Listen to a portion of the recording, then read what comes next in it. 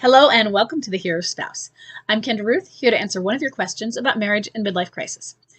Today we have a question from the Facebook group, and I've asked for permission to put that question out here, so I'm going to keep him anonymous. So we have an anonymous male left behind and forward-moving spouse. He has a bomb drop of December 1st, 2022. And I am going to hazard a guess that she is a boomerang. I don't know about clinging boomerang. Well, we can wait and see how this plays out. It's still early after bomb drop, but communication is regular.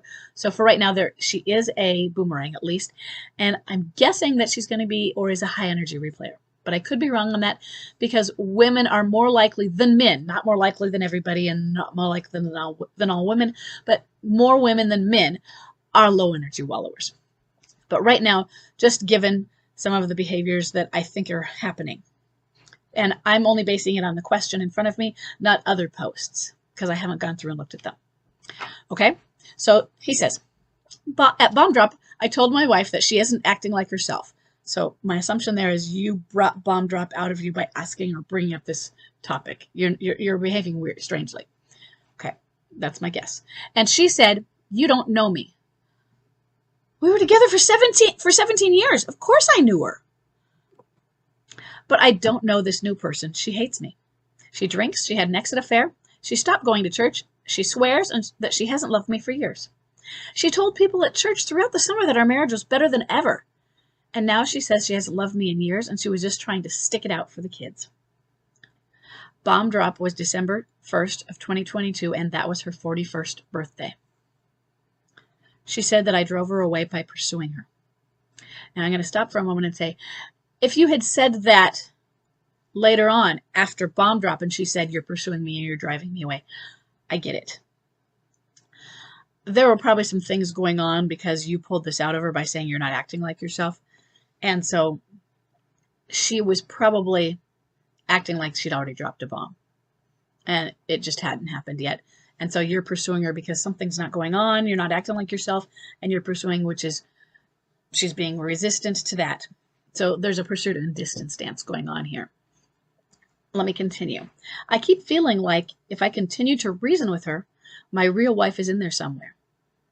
And yet, but it just gets worse. So you know that doesn't work. Even though logic says, why can't I just reason with her? A reasonable person would. And your reasonable wife would, but this isn't your reasonable wife. It's hard still, even though you know that in an academic sort of way, to stop yourself, because it seems so reasonable to be reasonable. And if it's reasonable to be reasonable, it's reasonable to reason with other people, because we go on the assumption that they're also going to be reasonable. It makes sense, even though it doesn't work. So you're normal. She refuses to discuss us, counseling, or the alienator, who, by the way, is a woman. She doesn't know if she's gay or bisexual, but she knows she doesn't want to be with me. They spend every single second they can together. Limerence on for both of them. I'm going crazy. She says, I still love you and I always will. I still have feelings for you, but I need to live independent and find myself, and I'm truly happy. And if you loved me, you would be happy that I am happy. Let's start with that last thing that she said. I'm happy. You should be happy that I'm happy. Oh, good Lord. What a bunch of crap that is. I mean, in general, we say that. And it's true somewhat. But if your child is Jeffrey Dahmer, are you going to be happy when he follows his and does what makes him happy? Please, I hope not. And for those of you who don't know what Jeffrey Dahmer is, he was a serial killer who ate people. No, we don't have to be happy for people because what they're doing is happy. If you are happy for somebody because their joy comes in tormenting people, you don't need to be happy for them. Your happiness should not infringe upon others' happiness. Your happiness shouldn't be about what happens. Sometimes it's a byproduct of destroying others. Now, there's an aside to that one. Following your bliss, sometimes other people get hurt, and it is not always the intention of that. So I don't want people to say, I can't go and do this wonderful thing because this person is going to be hurt by doing it, when what you might be doing is the right thing. And some people are going to choose to be hurt, and sometimes you have to choose out of two negatives, and you can only choose one. Sometimes you have to make two choices out of two positive things, but you still have to make a sacrifice to one because you can only choose one. So there are difficult decisions in life. That doesn't mean that we're a bad person if we're upset because that person is leaving but they're happy doing it. That doesn't make us bad. It makes us normal. I don't have to be happy when your happiness is my destruction. No, I don't. And you can absolutely say that. And the other thing is, I don't buy it. I don't buy into this happy thing. First, as a personal thing, I prefer joy than happy. Happy comes from the word hap, which is luck, happenstance. Things just happen. And what we're guaranteed, according to Thomas Jefferson, is the pursuit of happiness, not the attainment of happiness. So, great, go pursue it. That doesn't mean you're going to get it. She is pursuing what it feels right, what it feels like will lead to happiness. That's the limerence talking. And she's already said she doesn't know who she is right now.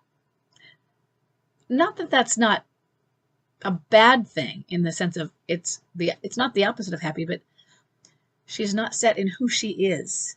And that doesn't mean she's happy. Although there can be a joy in the discovery, in the journey, in the pursuit.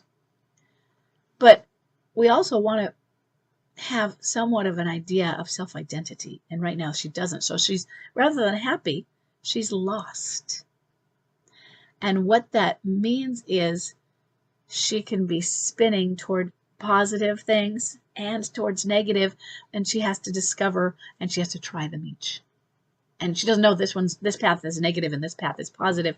She's going to try them. And the one she's going to try is where the limerick addiction is. And that is not a safe path because it hurts so many people on that path. What you're experiencing, unfortunately, is normal for a midlife crisis. She is on a journey of self-discovery. So her saying, I still love you and always will, I still have feelings for you, that is her version of, I love you, but I'm not in love with you. It is the exact same thing. You're still the father of my children. I care for you. I'm not limerent for you. I'm not infatuated with you. I don't have fireworks. And because I don't have fireworks for you, it's not meant to hurt you. It means I am not hormonal and insane. It means I don't think we're soulmates. Because people think that that is what a soulmate is. You have those high emotional hormonal feelings. But that's just the beginnings of some ways of falling in love or of being in love. Whereas in love is the security phase. I would rather say that to be in love, truly, it's the safety and security, not the high level, vivid tastes, vivid colors, but also insanity, where you have tunnel vision.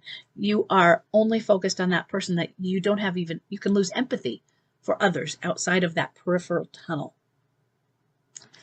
And she's in that. She doesn't get it. She's not going to understand why other people don't get it, why they're not happy for her.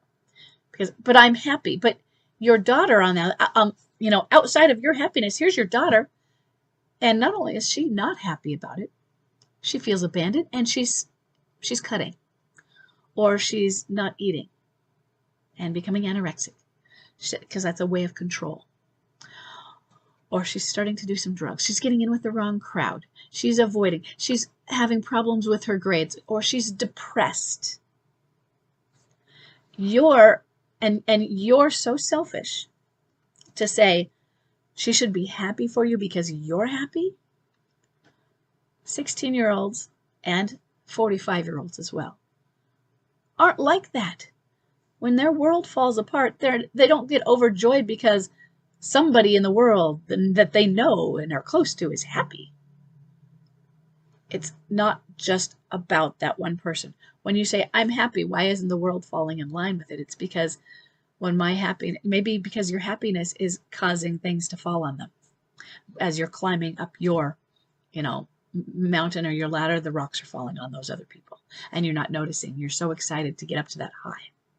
And that's where she's at now. Now you can say all that to her with logic and reason. But that's not how it works. So think about this. Words are not an experience. When you go to her with reason, that you're going to speak with her in a reasonable manner, and you expect logic back, but it's just words. It's not an experience.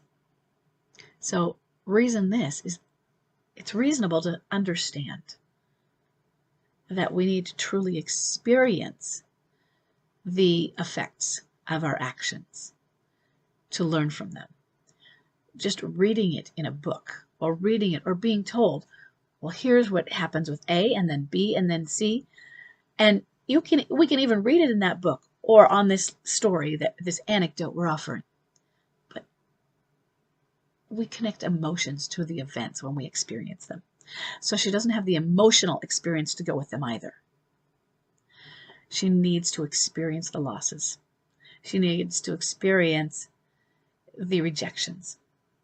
She needs to experience the search for who she is and how it's an important search.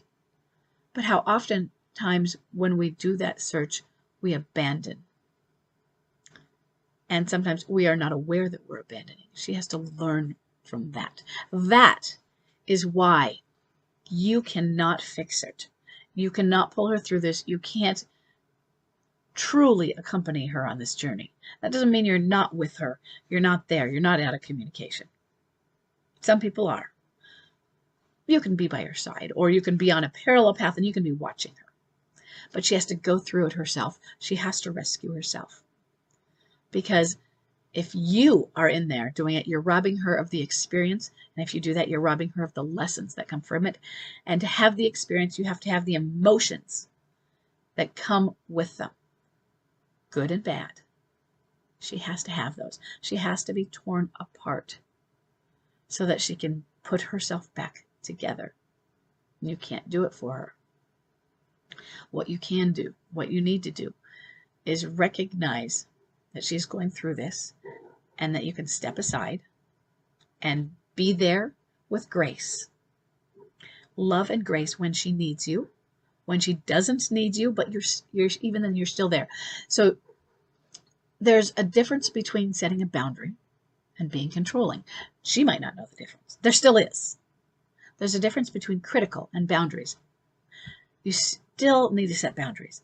You can still have opinions and you can disagree. Say, this is not appropriate behavior without it saying that you're really being critical. You're still being accepting. What you need to do is accept the process of a midlife crisis. Part of that acceptance is, I can't control it. It's a Jesus take the wheel kind of moment. And sorry, but at first, she's going to take that wheel away from Jesus and she's going to try and wrench it away from him and she's going to keep doing that. Midlife crisis gets worse before it gets better, and yours has just started, or your wife's has just started. So I want you to prepare for things to get worse and for it might not to always seem that way. And if you don't fully accept the process, you can be taken in on her positive or better cycles. So let's say 6 months later, she comes to you and, I'm so sorry, I want to come home, blah, blah, blah. And you announce it and you're excited and everyone on the Facebook page is going to come in and tell you congratulations. No. And I don't mean to be a Debbie Downer. Too early. But you, without rejecting her at that time when she does that, say, you know what, I want that too. But I think we have a long way to go before we can be there. And so I want you to accept when things aren't ready as well, even if they're turning around and being better. Some seem to go by really fast, but they're in cycles.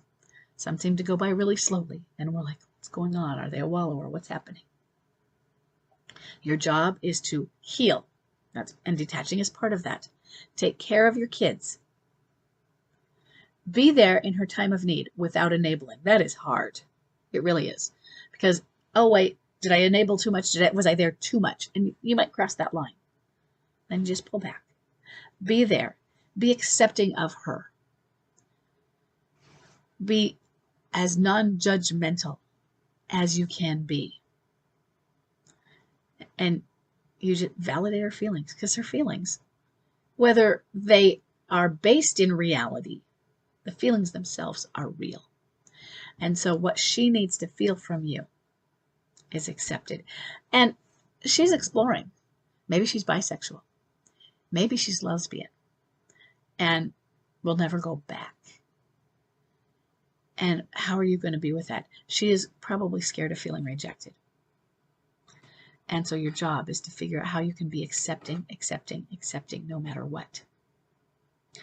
And I don't know where you are religious on your beliefs. But when I think about what would Jesus do, I think that the answer is Jesus would love.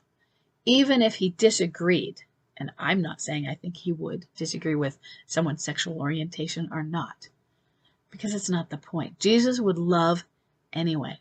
In fact, that's why I named my blog Love Anyway, because you love in spite of things. You love anyway. Or you love any way you can. You find the way to love and you do it. You love anyway.